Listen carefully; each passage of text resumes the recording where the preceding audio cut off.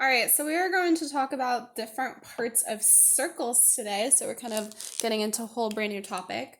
So I'm going to draw some pictures and talk about their definitions. You can also follow along. I posted a Quizlet that goes along with this that has all these defined, just not drawn for you. So I want to talk about that. So if we have a circle, really terrible circle. Okay, our first one is a tangent. So tangent is a line that passes through a circle in exactly one point. So that's a tangent. All right, then we have an inscribed angle. An inscribed angle is an angle on a circle where the vertex of the angle touches the circle. So that is an inscribed angle.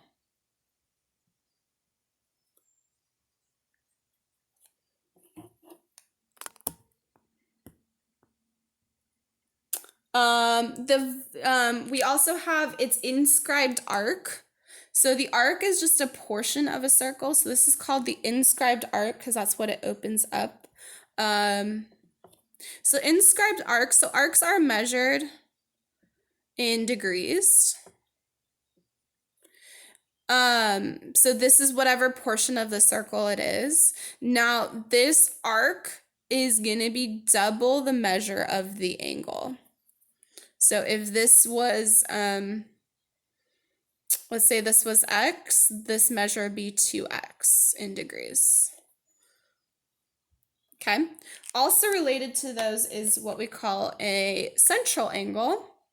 So central angle opens up, central angle. That opens up where the vertex is in the center of the circle itself. That one is also, so if we're calling this x and this 2x, this one's also 2x. It's going to be the same as the inscribed arc, and also double that inscribed angle. Okay, so there's a couple different pictures there. Let's go on to some more. Draw another circle. Okay, this is called the diameter. This is the radius, so half of it's the radius. A chord, so the diameter is called a chord. A chord could also be something like this, where the two endpoints hit the circle itself. It is a line segment. Okay, and then there's something called a secant. So this is called a secant line. We brought up secant lines before. It touches the circle twice. A secant line that we talked about earlier touched our graph twice, so same sort of idea. So tangent line touches it once, the secant line touches it twice.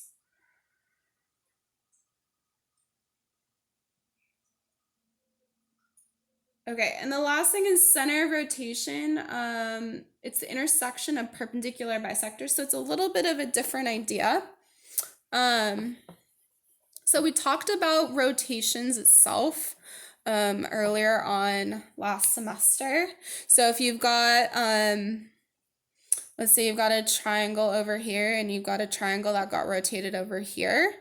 You want to find the center of rotation. That's what it's going to ask you for. So the center of rotation is going to be, so it's easier to kind of think about it with points. So if you have a point here and a point here, actually, I'm gonna do line segment, and let's do like, I don't know how well this is gonna work out. Maybe over there. So the way you find a center of rotation is you find the perpendicular bisector. Oops. So again, perpendicular bisector, perpendicular cuts it in half. And you find the perpendicular bisector. This one, I didn't do a super good job illustrating this, but the center of rotation is where they intersect. I think part of that's just because I didn't do such a great job with that. But anyways, the center of rotation is where the two intersection of the perpendicular bisectors. And that's all of our terms. So thanks for joining.